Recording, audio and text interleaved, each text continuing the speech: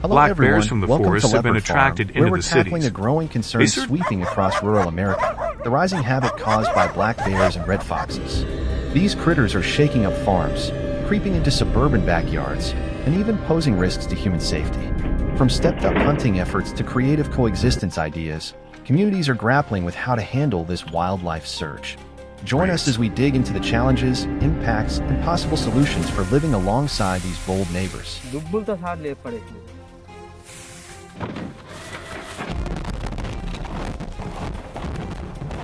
Picture the heart of rural America, golden cornfields sprawling for miles, the lifeblood of countless family farms. But lately, a strange twist has turned these quiet fields into a battleground. Under the cover of night, black bears, sometimes solo, sometimes in packs of up to 40, slip out of nearby woods, lured by the sweet scent of ripening corn. Come morning, farmers find their fields in disarray. Trampled stalks, half-eaten cobs, and deep paw prints mark the scene of these brazen nighttime feasts. Oh, it's right here. Wow.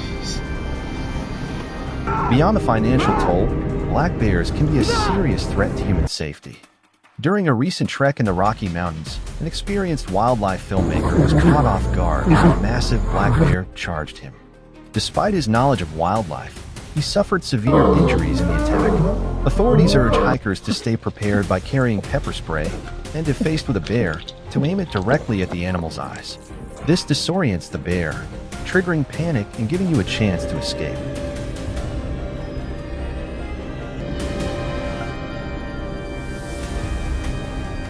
To combat the widespread damage caused by black bears, the U.S. government has implemented regulated hunting programs. The U.S. Wildlife Bureau permits the hunting of 5 to 10 bears per season, with quotas varying by state based on bear populations, environmental factors, and local conditions. Hunters must be at least 18, pass health screenings, and work under the supervision of a licensed guide. Success hinges on skills like stealth, understanding wind patterns, and navigating rugged terrain to approach bears safely and effectively.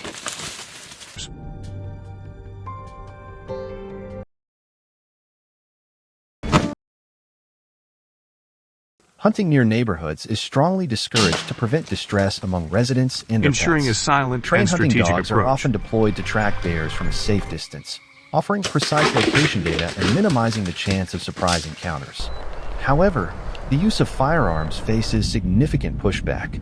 Critics highlight the risks of accidents and question the long-term impact of hunting, arguing that it fails to tackle the underlying causes of human-bear conflicts, such as habitat encroachment and food scarcity.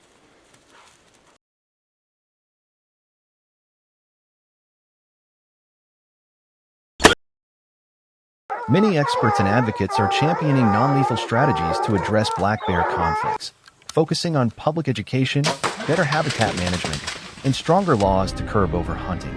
With an estimated 300,000 black bears roaming the U.S., these efforts have already driven a remarkable 70% recovery in the agricultural economy, by reducing crop damage and supporting farmers. Your voice matters in this conversation. Drop your thoughts in the comments. Do you think there's a smarter alternative to hunting? Let's hear it.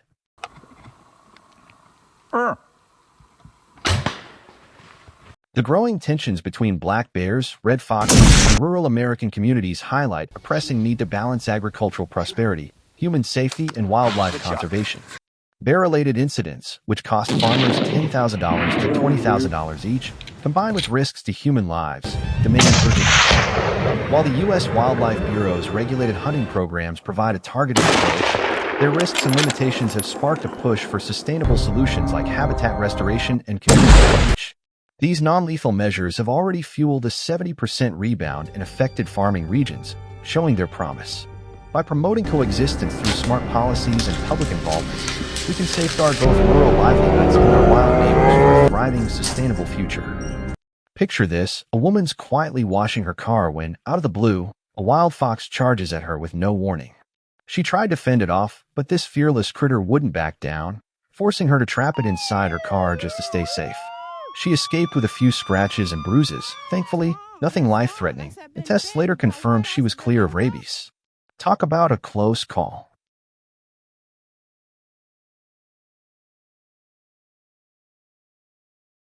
This jaw-dropping incident is a wake-up call for anyone living near wildlife in Alaska. What's driving this uptick in bold fox encounters?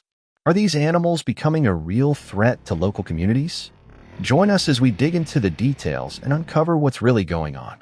Don't forget to smash that subscribe button. We're racing toward 10,000 subscribers, and we need you to help us get there.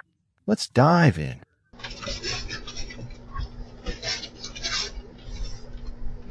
In the summer of 2024, Fairbanks, Alaska, faced an unprecedented surge in red fox attacks that left local farmers reeling. In a single night, 16 farms were hit, resulting in the tragic loss of 200 chickens and 120 ducks, with another 350 chickens and 100 ducks so severely injured they couldn't be saved.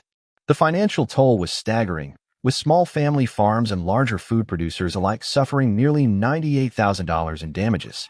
The Alaska Department of Animal Management reported that these attacks weren't a one-off, as both backyard operations and commercial suppliers struggled to protect their livestock from the relentless predators.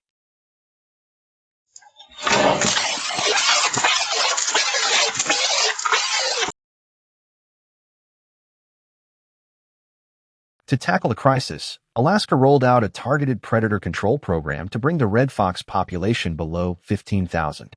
However, participation comes with strict rules.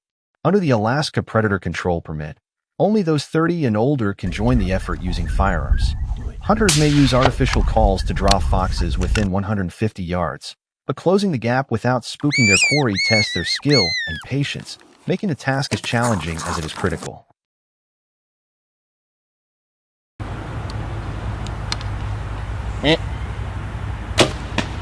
Deep in the heart of Alaska's untamed wilderness, fox hunting is a challenging pursuit that demands skill, patience, and meticulous preparation.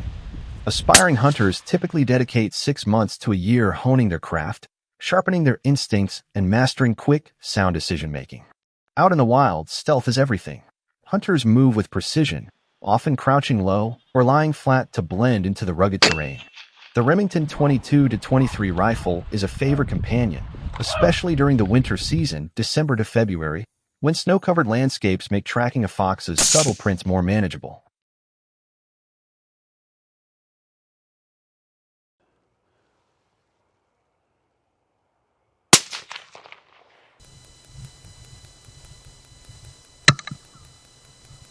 Alaska upholds strict ethical guidelines to ensure responsible hunting practices.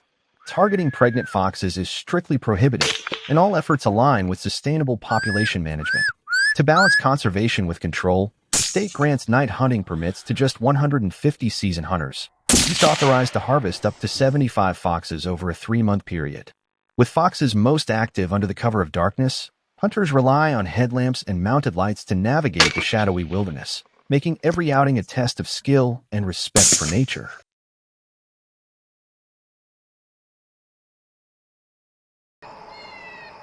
Woo! Woo! Out in Alaska's wilds, fox hunting hinges on choosing the right equipment. Hunters favor light-caliber rifles like the .17 HMR or .22-250 for their pinpoint accuracy and ability to preserve pelts with minimal damage. Paired with thermal optics, these tools let hunters spot movement from up to 200 yards away, even in the dead of night. Ethical precision is key. Shots to the heart or lungs ensure a swift, humane harvest. On a prime night, a skilled hunter might bag anywhere from 3 to 10 foxes, blending strategy with respect for the animal.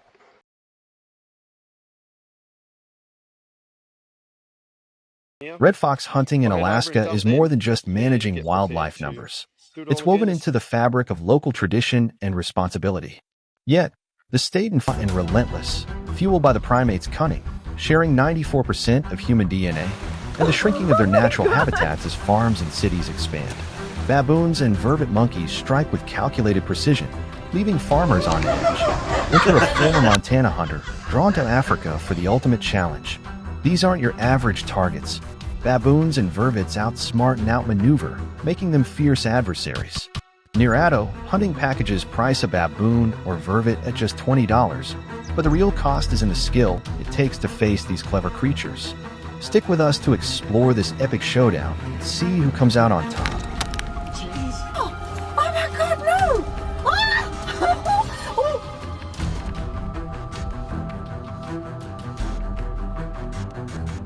This isn't your typical hunting trip. In the heart of the savannah, skilled hunters navigate dense grasslands, armed with rifles and a mission to target invasive primates wreaking havoc on local farms and homes. Bound by strict regulations, they keep a safe 164-foot distance from the herd, carefully selecting dominant animals to reduce ecological impact while protecting agricultural livelihoods.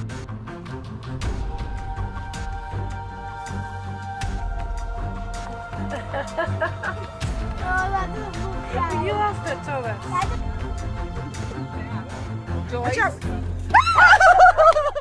For those seeking a gentler approach, relocation offers a compassionate alternative, though it's no simple task. Addo Wildlife Conservancy partners with farmers like Tabo to trap troublesome baboons and vervets using fruit-baited cages.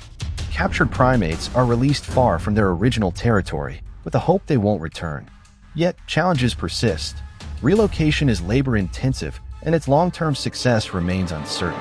Tabo, like many farmers, grapples with the question of whether hunting or trapping better balances humane treatment with effective control, as the debate over managing these crafty invaders continues to unfold.